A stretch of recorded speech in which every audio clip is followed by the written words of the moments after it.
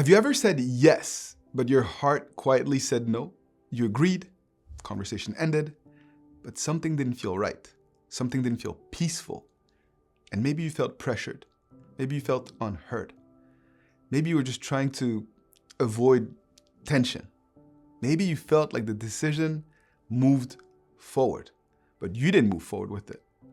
That's the difference between agreement and alignment. Most couples don't realize how often they settle for agreement when more conversation needed to happen in order to really be on the same page. And today, we're continuing the Choosing Together series. Hello, my name is Coach Adrian, and my colleague, Coach Suzanne, and myself have created this series about making decisions as a team because it is so essential.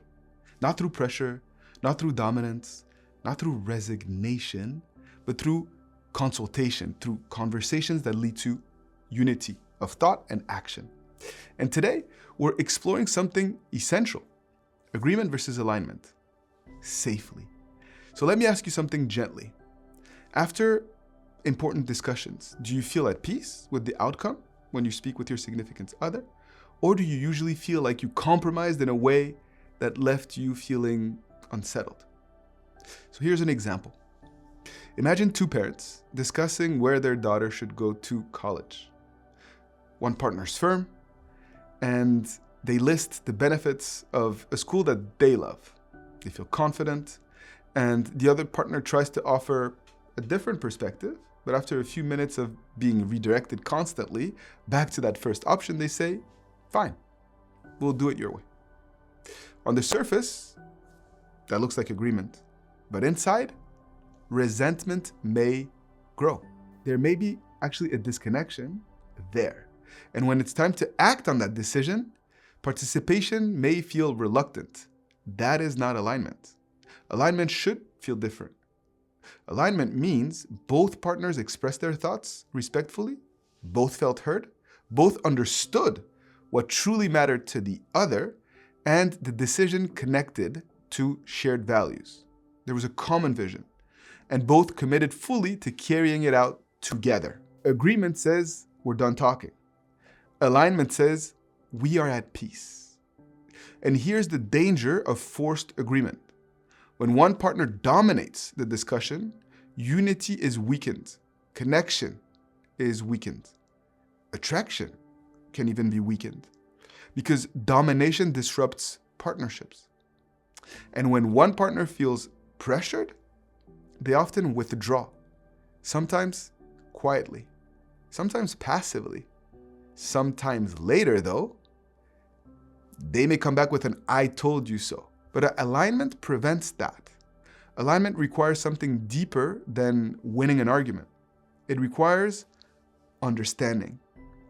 So in this college example, safe alignment would have been by beginning with what the child's needs are, understanding his or her interest, exploring his or her dreams, considering practical realities like finances, looking at shared values together, not just which school looks better on paper for that child, but what fits their growth, their development, and their future. That is consultation.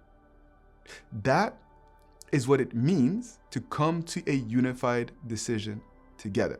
Of course, it may be a slower process, but ultimately it will lead to a stronger foundation. So let me ask you this. When you and your partner disagree, do you rush towards closure or a decision or just to move on? Or do you pause long enough to try to build clarity, consensus?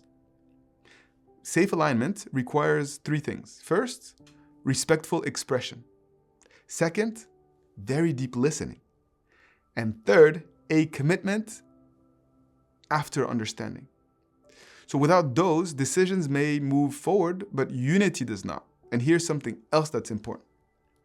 Agreement without alignment often shows up later, through withdrawal, through low enthusiasm, through subtle resistance, through distance. Alignment, on the other hand, creates energy because both people feel ownership, both feel dignity, both feel invested. So if you'd like to quietly reflect on how your decision-making feels right now, I invite you to check out our tool, the Accordia Communication Mirror, so that you can learn to observe your patterns over time. So you can learn to reflect on your own relationship and marriage in a way that will be uplifting, that will bring you clarity and a sense of self-awareness. This is not a score on your relationship, but really just a tool to empower you to think deeply. Are conversations balanced?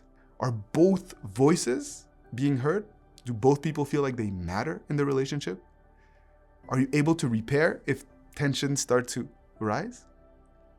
And if there's a specific decision in your life right now that you feel unsettled about, please share it with me. Please share it with us. Because ultimately, that's what this space is all about. Accordia Way is here to empower couples, marriages, and families through real life challenges that you face.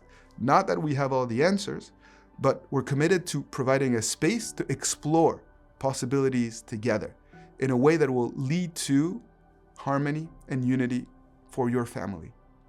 And so, if you have questions, please feel free to share it with us, also through the link below, so that we can think about it deeply, pull from our arsenal of experiences to convey that back to you, or just, quite frankly, to explore possibilities with you in future content.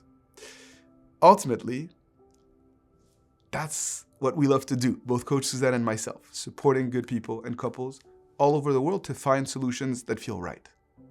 So I will leave you with one final reflection. Do you want fast decisions, or do you want peaceful decisions? Do you want agreement, or are you looking for alignment? Remember, these are skills, and skills can be developed, built over time.